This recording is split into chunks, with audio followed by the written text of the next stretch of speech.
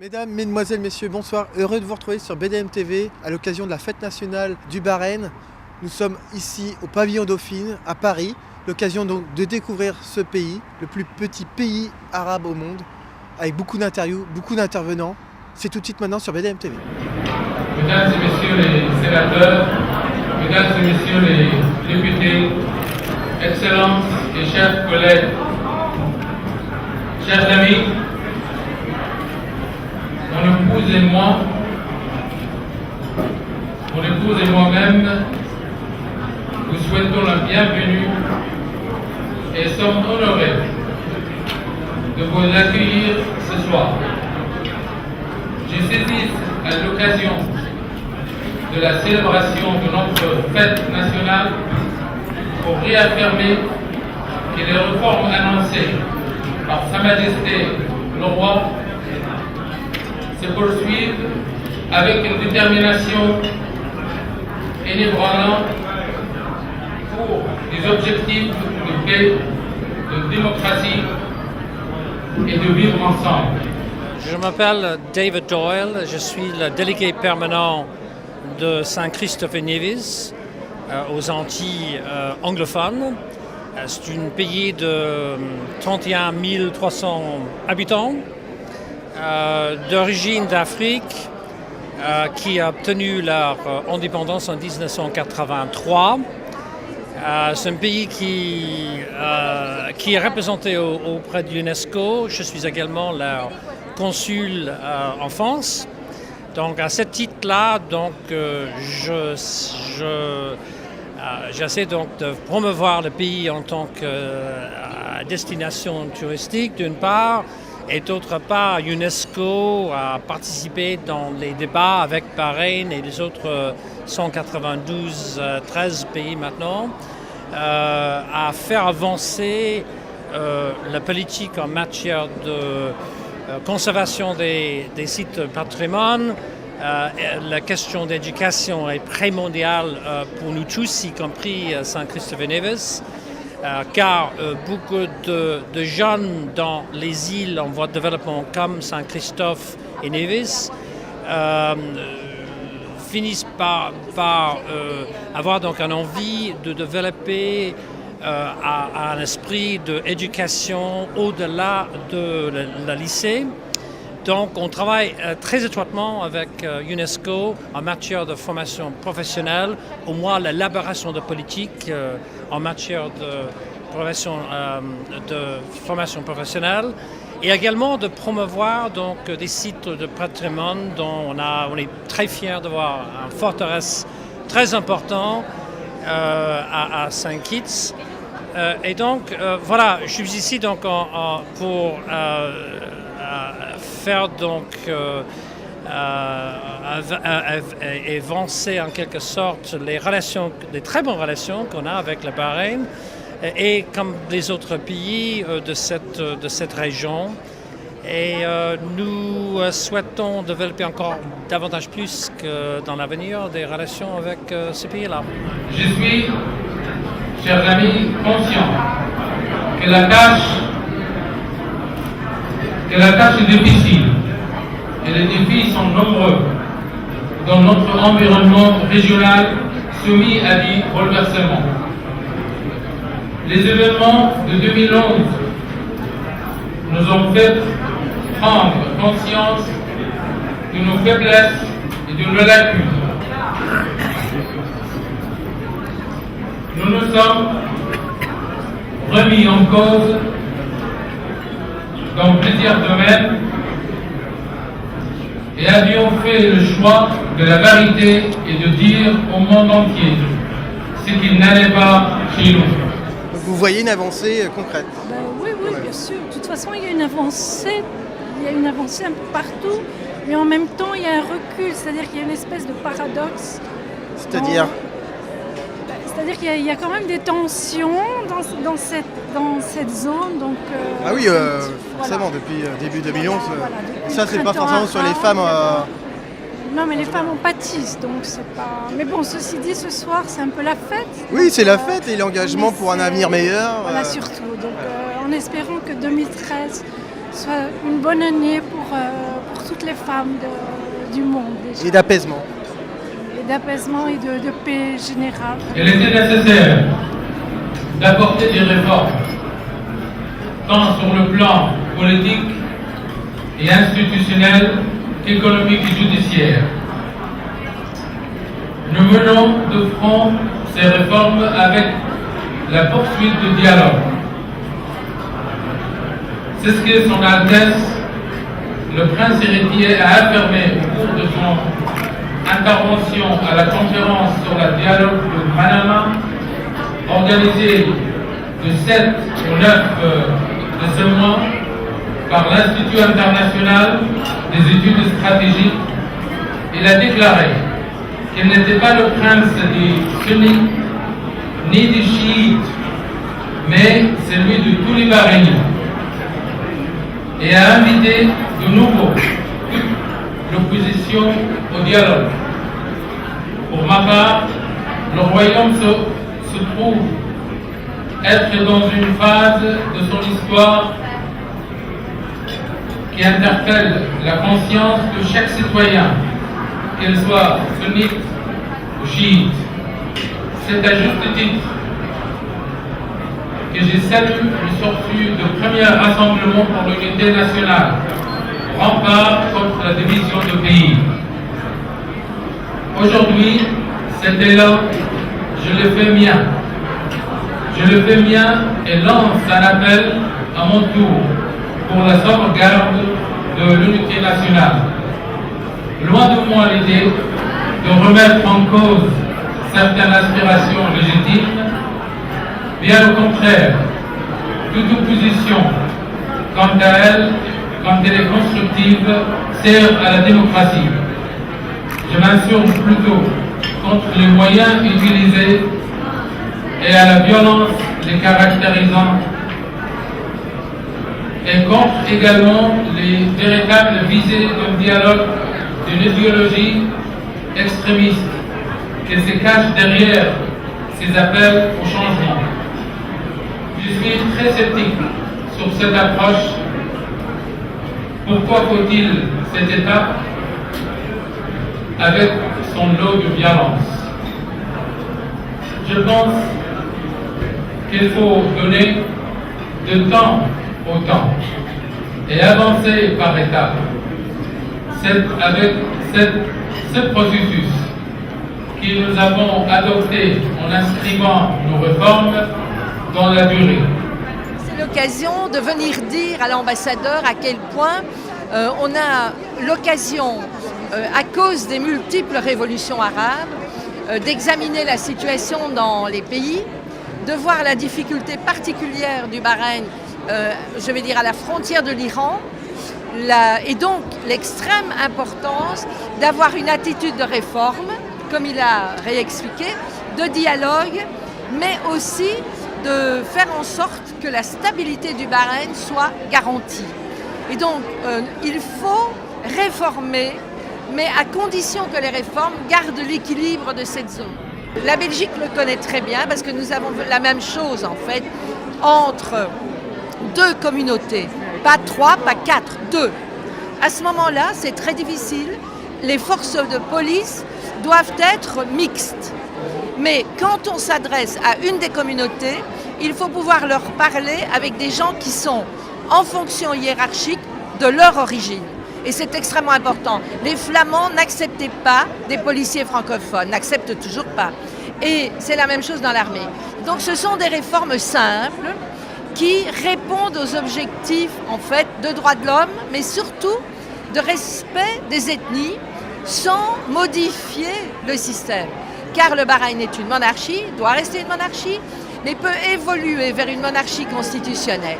Et donc on a le Vous pensez que c'est en projet à court terme ce genre de... Je crois qu'il ne faut pas abandonner le pouvoir. Parce que c'est ce que l'opposition demande, une monarchie constitutionnelle. Oui, mais quand on a dit ça, on n'a pas encore dit qu'est-ce que la Constitution allait prévoir. Et donc, en fait, les réformes du rapport Bassiouni sont en cours et doivent porter des fruits. Et donc, je pense que l'idéal, c'est le dialogue. Et c'est certainement, à court terme même, une très bonne façon de procéder, c'est de réouvrir le dialogue, de montrer ceux qui ne veulent pas le faire et de continuer avec ceux qui l'acceptent. Et je crois que dans la zone, le plus important, c'est de garder l'équilibre régional, mais de réformer en gardant l'équilibre régional. Alors, c'est un subtil équilibre, comme nous, on l'a fait aussi en Belgique, mais il ne faut pas laisser partir, disons, la victoire d'une seule communauté. Il faut que les deux, au total, soient reconnus. C'est très, très important. Et dans le cadre de ce processus, une attention particulière est réservée à la femme bahreïnie. Le 21 de ce mois de décembre, nous fêtons la journée nationale de la femme. Cette année, l'activité sportive est mise à l'honneur. Je tiens à rendre hommage à la femme bahreïnie et saluer la première dame du royaume, son Altesse royale, la princesse Sabika, qui sous l'égide du Haut Conseil a mis la femme sur le devant des compétitions internationales. Ce soir, nous avons le plaisir d'accueillir parmi nous une invitée de marque, Cheikha Haya Al Khalifa, symbole de l'émancipation de la femme dans le royaume.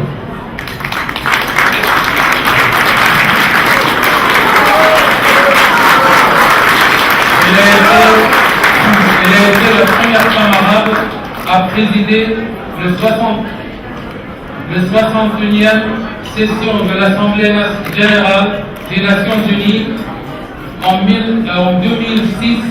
2006-2007. Avocate de formation, Cheikha Haya est aussi représentante de Bahreïn à la Cour internationale d'arbitrage, ancienne ambassadrice en France et déléguée permanente du Royaume à l'UNESCO. Bahreïn est mon pays et je suis à cause de la vision de notre gouvernement, la vision de notre roi, Cheikh Hamad. Elle donne les femmes une position, elle a convaincre que les femmes peuvent faire comme les hommes et quelquefois plus que les hommes. C'est-à-dire, elle donne les femmes chez nous l'opportunité de faire pour l'égalité entre les hommes et les femmes. Pour l'égalité, pour faire les choses qu'ils peuvent faire, qu'ils peuvent aider le pays, notre pays, comme vous le savez. Et donc là, il y a une avancée, vous pensez qu'il y a une avancée, une reconnaissance? Exactement. À Bahreïn, les femmes, vous pouvez trouver, moi je suis maintenant une avocate, je travaille conseiller juridique pour beaucoup de sociétés, de les banques, de sociétés commerciales. Et vous trouvez que les femmes peuvent travailler dans toutes les positions, soit dans le secteur privé ou dans le secteur public. Oui. Je t'ai conviée ce soir parce que je travaille dans le cadre de mes activités professionnelles sur la coopération de pays du Nord avec les pays du Sud dans l'innovation environnementale et nous travaillons beaucoup au Bahreïn dans les problématiques environnementales et entre la France et le Bahreïn. Et pour ça, en fait, aujourd'hui, j'étais invitée. Et donc sur votre travail sur l'environnement, concrètement, quels sont les projets sur quoi vous travaillez exactement, concrètement? Écoutez, nous travaillons sur tout ce qui est promotion d'innovation technologique, des savoir-faire français, des PME des universités françaises, sur tout ce qui est innovation en relation de gestion des déchets, gestion de la pollution. Et au Bahreïn, par exemple, on était mois d'avril dernier, j'étais conviée par le NIDI dans un grand forum sur l'environnement où le Bahreïn est très active par rapport à tout ce qui est évolution marin et des activités industrielles, parce que le Bahreïn aujourd'hui, dans sa vision pour l'avenir, c'est vraiment être un peu beaucoup plus green, être autonome au niveau énergétique et diminuer l'impact environnemental. J'imagine que ça engage des réformes aussi. Oui, exactement. En fait, l'État de Bahreïn elle est très actif au niveau environnemental, ce qui permet aujourd'hui qu'ils sont en train d'intégrer tout ce qui est politique environnementale au niveau industriel et inciter les industriels à être un peu beaucoup plus green, beaucoup plus vert. Éco-responsable, comme on dit aujourd'hui. Exactement, beaucoup responsable au niveau, parce qu'en fait on peut faire de l'industrie, mais on ne peut pas vivre sans industrie, mais il faut faire de l'industrie au niveau beaucoup plus propre. Et le Royaume de Bahreïn aujourd'hui, il est en train d'orienter, comme pas mal de pays du Golfe, ils sont très actifs là-dedans et il y a aussi, il encourage beaucoup des investissements français et en même temps étrangers à rentrer chez eux avec des avantages intéressants fiscaux et être en même temps beaucoup plus environnemental, beaucoup plus responsable pour protéger un peu la nature, tout simplement. La nature, la faune, la flore au niveau marin, parce qu'ils se retrouvent en fait sur la mer. Et il y a vraiment pas mal en même temps des capacités naturelles au niveau solaire, et pour ça ils s'orientent vers l'environnement. Voilà. Bonsoir monsieur, vous êtes François Canelas, vice-président du conseil de CNIM, donc une entreprise implantée au Bahreïn, et vous m'avez dit le retraitement des déchets. Oui, nous développons depuis quelques années un projet de traitement des déchets du royaume de Bahreïn, afin de pouvoir éliminer toutes ces ordures ménagères et les transformer en énergie électrique qui va être fournie au réseau. Et c'est encore en stade de projet ? Nous sommes en finalisation de contrat et qu'on espère bien que ce contrat sera signé au tout début de l'année prochaine. Et donc j'imagine que, est-ce qu'il y a justement, vous savez s'il y a beaucoup d'entreprises françaises implantées au Bahreïn ? Il y a un certain nombre d'entreprises, mais je dirais que... C'est facile, je veux dire, de s'implanter au Bahreïn ? C'est très long. C'est très long. Ça fait 6 ans que nous développons ce projet qui arrive maintenant à maturité. Presque à terme, oui. À terme, et nous avons signé des contrats que nous allons mettre en œuvre très rapidement. Et Bahreïn sera tout à fait à la pointe du progrès en matière d'élimination des déchets ménagers, qui pour l'instant, ces déchets ménagers sont envoyés dans une décharge qui couvre des terrains et qui n'est pas très propice à l'environnement. Bonsoir monsieur, vous êtes dans l'activité pétrolière, vous m'avez dit. Présentez-vous s'il vous plaît. Oui, donc Jean-Jacques Royan, je m'occupe du groupement des entreprises parapétrolières. C'est une fédération professionnelle de 220 sociétés qui travaillent dans le secteur pétrolier. Donc toute la zone du Golfe, nous la connaissons bien. Nos entreprises sont présentes, certaines depuis 70 ans là-bas. Et notre but, c'est d'emmener, les nouvelles technologies, de mieux faire connaître nos sociétés aux sociétés pétrolières du Golfe. Et êtes-vous déjà implanté au Royaume de Bahreïn ? La plupart de nos sociétés sont au Bahreïn, sur place. Et c'est vrai que Bahreïn a été pendant des années le centre pétrolier de tout le Golfe. D'ailleurs, des grandes adhérents chez nous, comme l'Institut français du pétrole, a un bureau permanent là-bas. CGG Veritas, la géophysique, a un bureau permanent là-bas. Et nous suivons de très près les projets de Bahreïn. Alors il est vrai que Bahreïn a été un pays pétrolier il y a longtemps. C'est une diminution. Oui, c'est en diminution, mais vous savez, aujourd'hui, avec les nouvelles technologies, et les Français sont quand même un peu experts là-dedans, on arrive à faire produire des très vieux champs et à réactiver ce qui se passait il y a quelques années. En plus, Bahreïn a maintenant un projet de terminal de réception de gaz naturel liquéfié. Et ça aussi, c'est une spécialité de nos sociétés. Donc on espère bien les attirer un petit peu là-bas. D'ailleurs, il y aura un congrès, une exposition au mois de janvier. Et nous avons, regroupé nos sociétés pour participer à cet événement. Les grands stockages de gaz, comme vous pouvez trouver à Fos-sur-Mer, à Montoire, maintenant à Dunkerque avec EDF Gaz, c'est une spécialité française et nous espérons bien être parmi les sociétés qui concourront pour ce grand projet-là. Ça se joue avec des appels d'offres, j'imagine ? Oui, de toute façon, oui, mais on essaie de chercher aussi aujourd'hui les meilleures technologies, puisqu'on ne veut plus qu'il y ait de pertes, l'environnement, la lutte contre les émissions de CO2 et tout ça. Donc on essaie d'avoir les meilleures technologies pour garder... Et justement, quels sont les aménagements concrets ? Alors, nous avons des technologies pour construire des réservoirs de gaz naturel liquéfié qui sont, n'ayons pas peur des mots, les meilleurs dans le monde. Et nous avons les sociétés pour pousser derrière. Et en plus, nous avons un avantage parmi nos sociétés parapétrolières, c'est que nous savons comment utiliser les sociétés locales, ce qu'on appelle le local content. Nous avons un peu une spécialité là-dessus. C'est pour ça que sur les 220 sociétés du GEP, je pense qu'il y en a au moins 200 qui connaissent bien la région du Golfe Persique. Vous avez pu remarquer une exposition de photos sur l'aviation civile. Ce secteur a depuis longtemps accompagné le développement économique et touristique du pays, notamment avec notre compagnie nationale Gulf Air. Fer de lance de notre tourisme, l'essor de pratique aérienne a fait l'archipel une plateforme touristique reliant Manama à de nombreux continents, l'Europe, l'Afrique et l'Asie. Et à ce titre, Manama a été consacrée capitale arabe du tourisme de l'année 2013. Bonsoir mademoiselle, vous avez reçu le gros lot de la tombola de ce soir.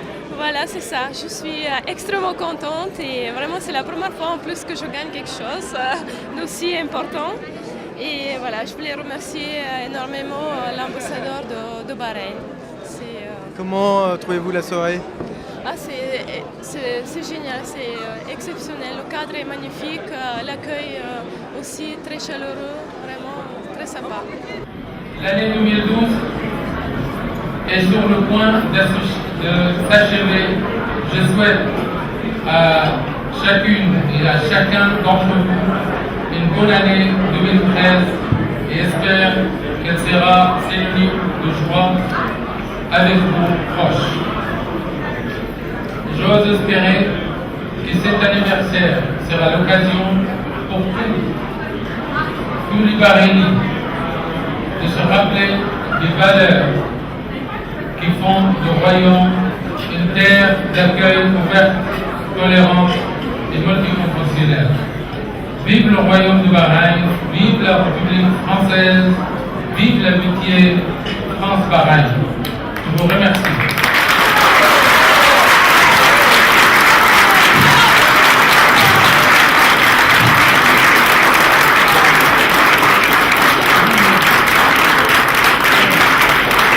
C'est un moment important parce que c'est un moment d'amitié entre le Bahreïn et la France pour cette fête du Bahreïn. Et nous tenons beaucoup, nous, à ces liens entre la France et le Bahreïn, qui est d'ailleurs très bien représenté à Paris par son ambassadeur, qui est véritablement quelqu'un qui joue un rôle majeur dans les bonnes relations entre la France et le Bahreïn. Et quelles sont les thématiques que vous échangez? Les thématiques, le Bahreïn fait un très très gros effort aujourd'hui pour avancer vers des institutions qui sont de plus en plus démocratiques, fait un gros effort aussi en ce qui concerne l'évolution de la société, notamment la place de la femme dans la société du Bahreïn. Et sur tous ces plans, nous essayons d'accompagner nos amis par des relations assez solides entre le groupe d'amitié à Paris et les parlementaires qui font partie du groupe d'amitié à Bahreïn. Et nous avons également des échanges sur le plan économique. Le Bahreïn compte beaucoup dans la vie économique française. Il y a des entreprises françaises qui sont installées au Bahreïn, qui travaillent avec le Bahreïn. Donc c'est en ce qui concerne cet État, pour l'instant en tout cas, d'excellentes relations avec la France. Et je suis persuadé qu'on va essayer de les améliorer encore. Et en ce qui concerne la soirée, quel est votre sentiment sur la soirée? Écoutez, la soirée c'est un triomphe pour mon ami Nasser Bellucci, pour l'ambassadeur. Son discours. Tout Paris était là d'abord, ce qui prouve l'attachement qu'ont les Français au Bahreïn. Il y avait également beaucoup de représentants de nombreuses ambassades à Paris. Donc une très belle réussite sur ce plan-là. Et j'ai trouvé qu'une fois de plus, il a fait un discours tout à fait remarquable, à la fois passionnant sur le plan de son contenu et également plein d'affection comme il sait l'être. Et les relations internationales, ce n'est pas uniquement des relations exclusivement économiques ou institutionnelles, c'est aussi des relations d'amitié profonde. Et c'est le cas avec le Bahreïn, grâce notamment à mon ami Nasser. Bonsoir, je suis Babi Mohamed. J'ai été invitée personnellement par une personne qui travaille à l'ambassade de Bahreïn. C'était un accueil très très chaleureux. Le discours de l'ambassadeur a été très très bien. Il y a beaucoup de diversité. Je suis très très émue et voilà. Et puis j'espère que j'aurai d'autres occasions de revenir justement à des soirées organisées par l'ambassade de Bahreïn. Bonsoir, je suis Madame Amine Kodja de la société Au Miel d'Orient, pâtisserie orientale située à Argenteuil. Madame l'ambassadrice, c'est une amie et donc je suis invitée chaque année à l'occasion de la fête nationale du Bahreïn. Que pensez-vous de cette soirée ? Je trouve que c'est très bien, je suis là, donc c'est un beau cadre, il y a des gens sympathiques, très belle organisation, ça fait plaisir de se retrouver. Valérie Bonnefond, je suis responsable événementiel. Alors je suis venue avec l'ambassadeur de la Côte d'Ivoire qui m'a conviée à cette cérémonie. C'est vrai que c'est une bonne occasion pour moi de connaître un peu plus, de me familiariser un peu plus avec le royaume du Bahreïn. J'ai été très touchée par le discours de l'ambassadeur qui a une vraie volonté d'ouverture. Donc voilà, c'était très intéressant et c'est toujours très comment dire, enrichissant. Tout à fait, enrichissant de découvrir d'autres cultures et de découvrir d'autres personnes. Qu'est-ce que vous connaissiez du royaume du Bahreïn ? Enfin, quand vous en parlez, comment... Alors c'est vrai qu'on l'associe souvent à un royaume, à l'Arabie Saoudite, au pétrole, voilà, à un milieu un peu fermé. Et là je me rends compte que finalement ils ont vraiment, comme je disais tout à l'heure, une réelle envie d'ouverture. C'est une soirée qui est très, on va dire, conviviale, chaleureuse et avec un grand plaisir d'être là surtout. Et qu'est-ce que vous souhaitez pour la nouvelle année, pour le Bahreïn ? Que de bonnes choses, que le meilleur pour eux et pour tout le monde également. Pareil, que des bonnes choses. Je souhaite la paix pour le Bahreïn et pour tout le reste des pays. Alors, Votre Excellence, bonsoir. Bonsoir, merci. Nous célébrons donc l'indépendance du Bahreïn. Quel message aujourd'hui vous voulez faire passer à la France ? Je dirais simplement que Bahreïn est un pays exemple pour la démocratie dans la région. Nous avons commencé notre réforme politique, sociale et judiciaire même avant l'an 2000. Et aujourd'hui, nous étions inclus dans l'histoire de printemps arabe, alors qu'il y a une influence extérieure qui veut créer quelque chose. Bahreïn est un pays en pleine croissance économique. Il était en pleine croissance économique. Lorsqu'on a eu les problèmes, on était à 7% de croissance économique. Et aujourd'hui, bien sûr, la croissance économique a diminué, mais nous sommes certains que le peuple de Bahreïn a décidé d'être toujours ensemble et repartir vers les réformes davantage et créer une société de bien-être. Et renouer le dialogue. Renouer, bien sûr, continuer le dialogue pour créer un état vraiment de bien-être.